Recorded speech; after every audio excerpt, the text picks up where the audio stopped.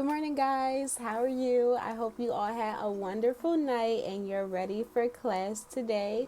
So, on our agenda, I'm sorry. Wait, is it someone's birthday? In my calendar, I don't have a birthday today. My birthday? Why would you guys think it's my birthday? Because of the birthday hat. Yeah, so I'm sorry, guys. It's not my birthday today. So I actually wore the hat to introduce you guys to the activity that we will be doing today. So let me go over the agenda. So we will have our initial introduction, a warm up activity. We will review what we went through, like what we learned from last class. We will have an introduction to inferences. We would do a inferences related worksheet, and then we will have a read aloud, which will also combine with our inference making skills. So you guys use background knowledge to guess that it was my birthday. So what made you guys guess that? Like use that connection. Like, okay, I have a birthday hat on. It's my birthday. Anna, good job. Yes. So normally when it's someone's birthday, they might have a little symbol indication that it's their birthday. Meaning if it's a birthday hat, a sash. So that was great that you guys made that initial connection, and it was this was like planned. So I'm sorry it's not my birthday today, but soon. So now we're gonna get into the warm up activity. So I'm gonna take you guys to the next screen, okay? So this is our warm up that we will focus on today. So which shoes would be appropriate? So we have two photos showing two different weather conditions. So on the right we have a sunny day and there's the beach and the waves and we have a coconut. And then we also have on the left hand side a dreary rainy day and the girl, she has an umbrella. So there's two different shoes displayed on the bottom of our screen. So we have a pair of sandals and we also have a pair of rain boots. So I want you guys to take a moment to see which shoes would fit which picture and why. So we're going to think silently and then we're going to share. Okay, so guys, we're going to come back and regroup. I love the way that how Michael is sitting ready and he's quiet and he's not talking right now because we're supposed to share. And when we're sharing, we're going to listen with our ears and also look at the speaker when they're speaking, okay? All right. So, why did you guys connect the shoes that you did with the photo? If someone wants to raise their hand and share, we can all review that answer together. Great. Shelby shared that she connected the rain boots to the rainy photo. And the reason why she did so is because you wear rain boots when it's raining outside so your shoes won't be wet. And if you wore the sandals, your feet would be wet. That's a great connection that Shelby made. Do others in the class agree with Shelby or disagree? Okay, good. So, as far as the sunshine photo goes, what shoes would you guys connect to that photo? Morgan? Yes, the sandals. And why is that? Yep. People normally wear sandals or like open-toed shoes when it's the summertime. So that's a great connection that you guys made. So this concludes our warm-up. So now we're going to get back to our lesson and we're going to start with inferences. We have two lesson objectives connected to this unit. 1. Students will be able to identify key details through illustrations and make inferences. 2. Students will be able to identify key details through textual evidence and make inferences. Okay, guys, so we're going to review the lesson from last class. And do you guys remember that we were focusing on making predictions? So can someone tell me what predictions are? Do you guys remember? Sarah? Yes. So predictions are a guess that you can make using text or picture clues to help you. So with predictions, we use the language I think, because.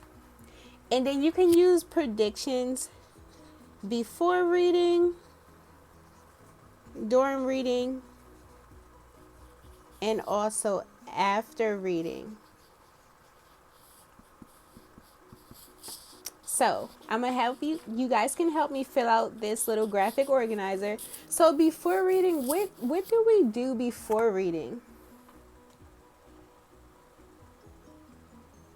If you guys don't remember, just put your thumbs to the side and then I can just help you out. Okay, so I'm gonna give you a little clue. So before reading, we look at the pictures to what? Yes, we look at the pictures to make connections or to make predictions. So pictures are good ways for making predictions as well. So if we look at a illustration on the front of a book, it can tell us sometimes what the book may be about. So using that as a way to make prediction is a good way. So how do we use predictions during reading? Quentin? Good job. Yes, so during reading, we can stop anywhere in the book and then we can make a prediction of what we might think will happen next. And that's a good way to increase our reading comprehension skills also. So after reading, that is when we do like our analysis. So we would connect our predictions. Were we right? Was our prediction right or was it wrong? And if it was wrong, that's okay. We could just we will now explore our new reading comprehension skill, making inferences.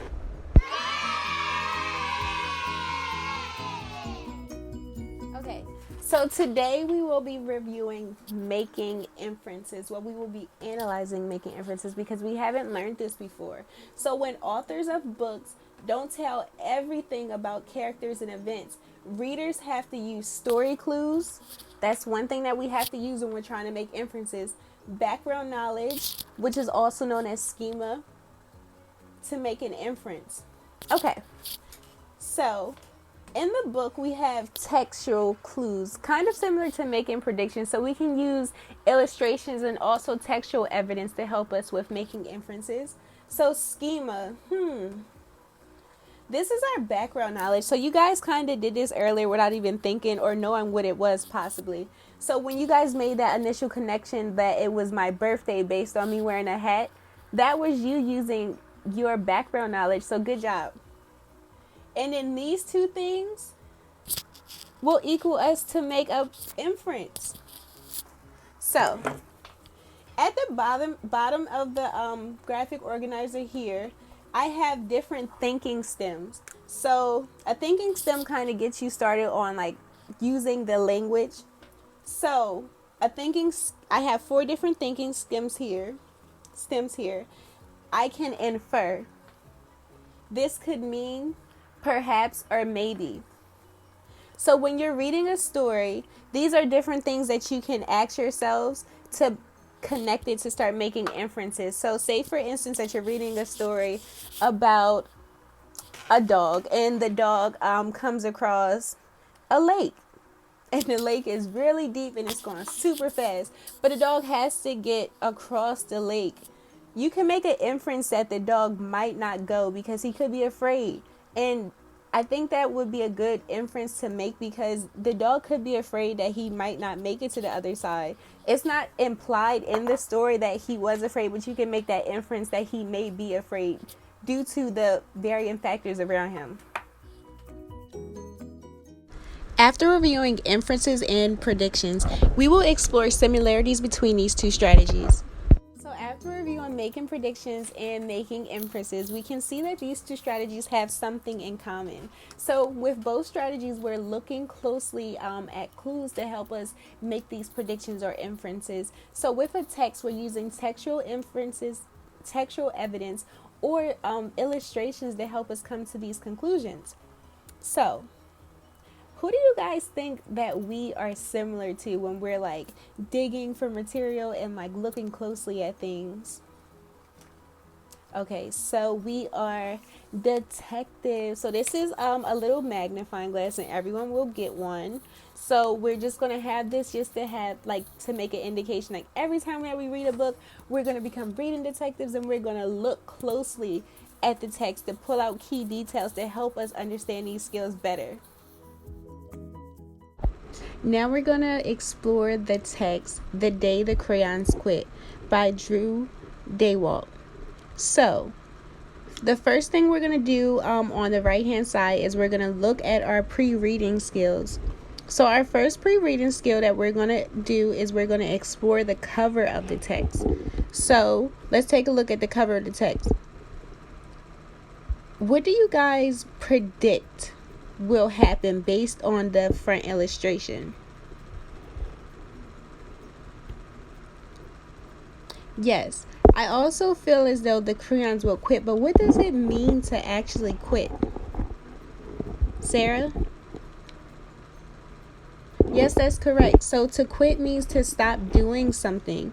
Do people normally quit things that they like doing? No, they normally quit things that they don't enjoy doing anymore. So, why do you guys think the crayons wanted to quit?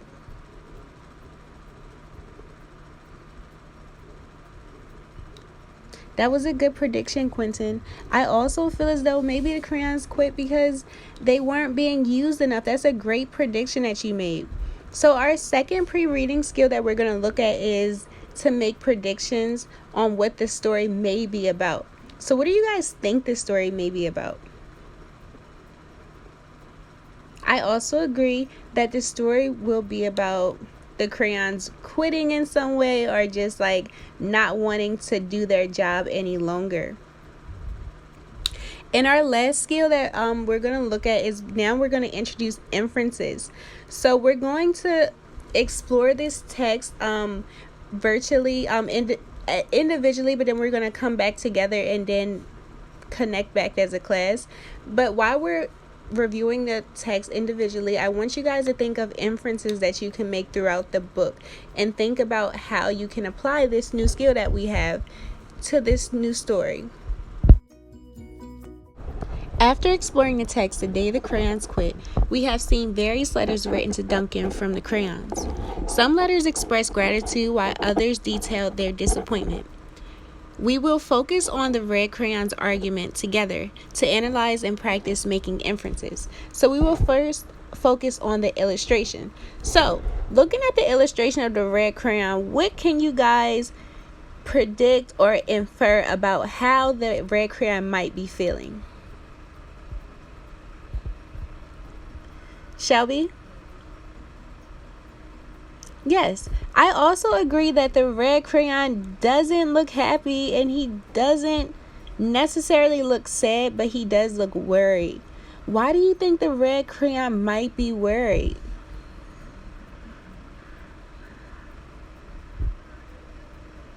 Good job. Yes, I think he's worried because he's overused. I'm going to read the letter that the red crayon wrote to Duncan, and then we're going to pull out some textual evidence as well.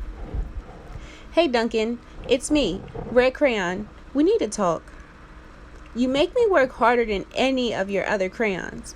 All year long, I wear myself out coloring fire engines, apples, strawberries, and everything else that's red. I even work on holidays. I have to color the Santas at Christmas and all the hearts on Valentine's Day. I need a rest. Your overworked friend, Red Crayon. So, looking at the text connected to the illustration, what textual evidence do we have that shows that the red crayon is not happy?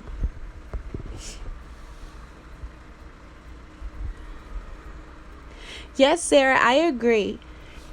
In the second line, it says that you make me work harder than any of your other crayons. So he's stating there that he's being overworked. Do we have anything else that shows that he may be unhappy?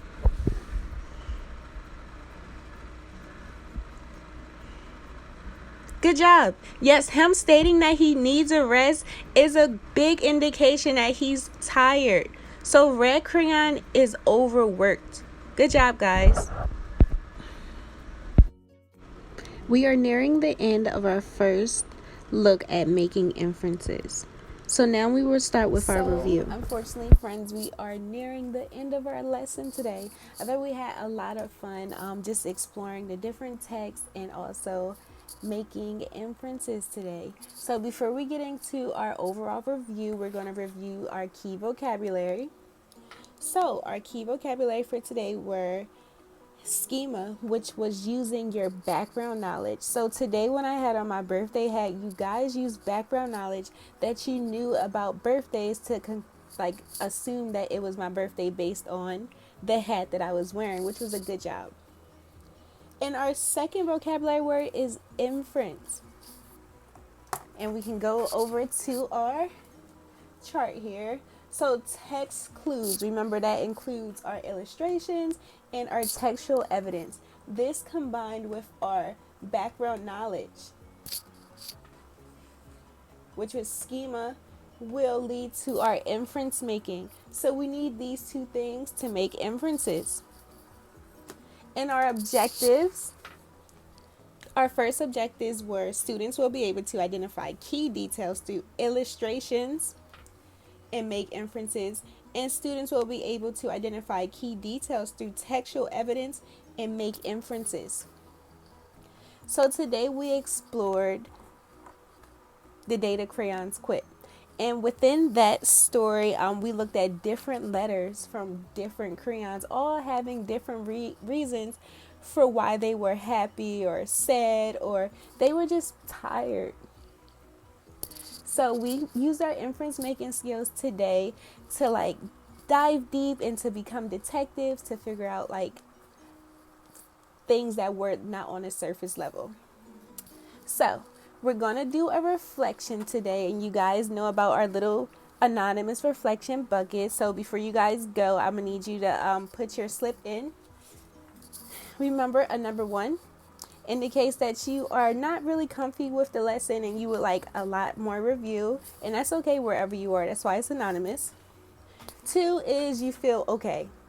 You feel like you learned stuff but you haven't mastered it yet. And 3, you feel like you're ready to move on. So just to clarify, this is only part 1 of a 3-day lesson. So this was kind of still like an introduction, but tomorrow we're going to dive deep more into this, the day the crayons quit, and each student will have their own letter to dissect themselves. So tomorrow should be a lot of fun. So thank you guys so much, and I hope you enjoyed. Bye.